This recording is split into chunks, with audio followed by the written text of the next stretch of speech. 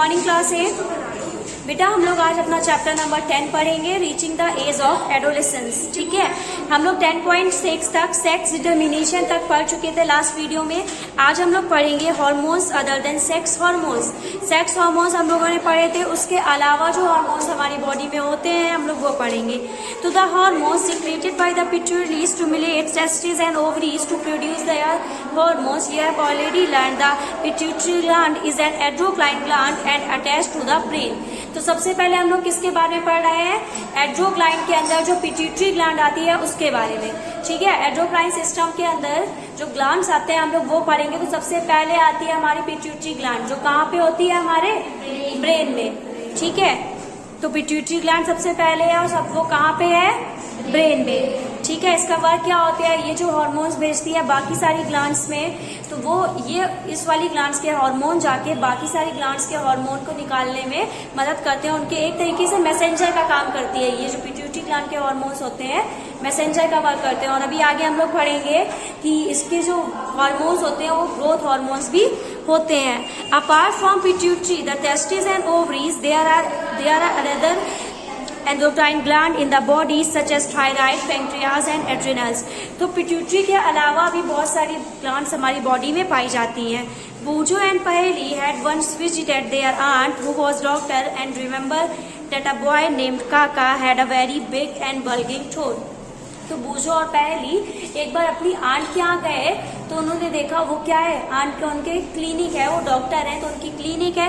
वो लोग वहाँ गए तो उन्हें याद आया कि उनके एक काका है, तो उनका जो थ्रोट है यहाँ गले के पास वाला हिस्सा वो क्या है? बहुत ज्यादा बल्गिंग है, बहुत ज्यादा निकला हुआ है।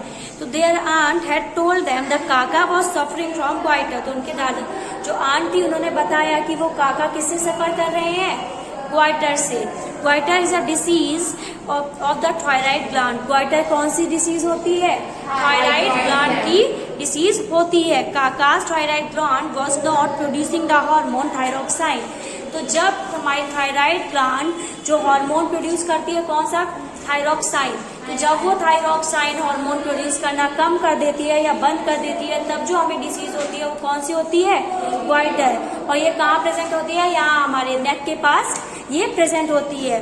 सबसे पहले हम लोगों ने पढ़ा है पिट्यूटरी ग्लैंड कहाँ पे? ब्रेन में। ठीक है, सेकेंड नंबर में हम लोगों ने पढ़ा थायराइड ग्लैंड कौन सा हार्मोन रिलीज कर रही है? थायरोक्साइन। और अगर वो हार्मोन कम हो रहा है हमारी बॉडी में तो क्या हम लोग को हो जाएगा?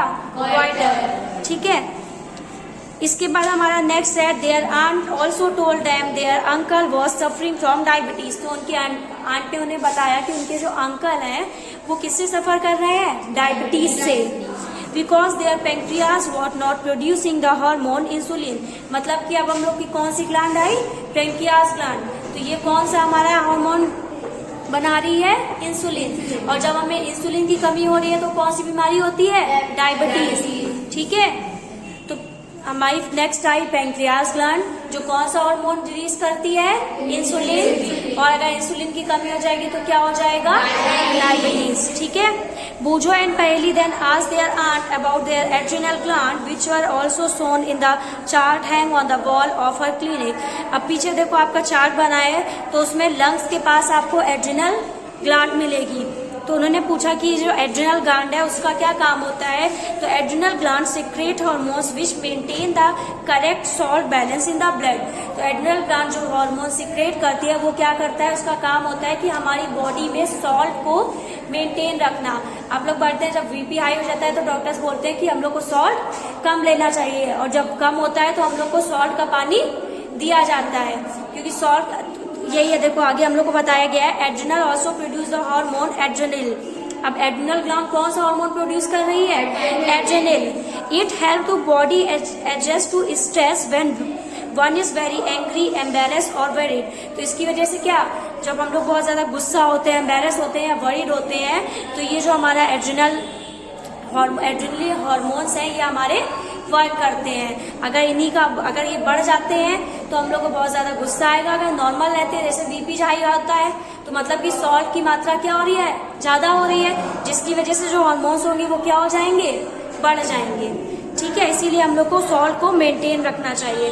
फिर thyroid and adrenal secrete their hormones when they receive order from the pituitary through its hormone.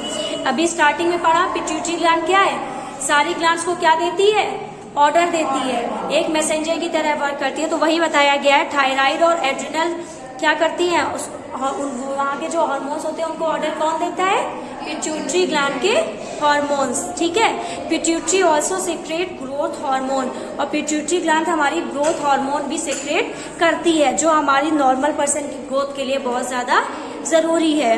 इसके बाद देखो इनका बुजु है, पूछ रहा है are there hormones in other animal also. अभी हम लोग ने ह्यूमंस में तो पढ़ लिए ग्लैंड्स और हार्मोन्स, तो क्या एनिमल्स में भी हार्मोन्स पाए जाते हैं, पूछो ये पूछ रहा है। तो roles of hormones in completing the life of history of insect and frogs.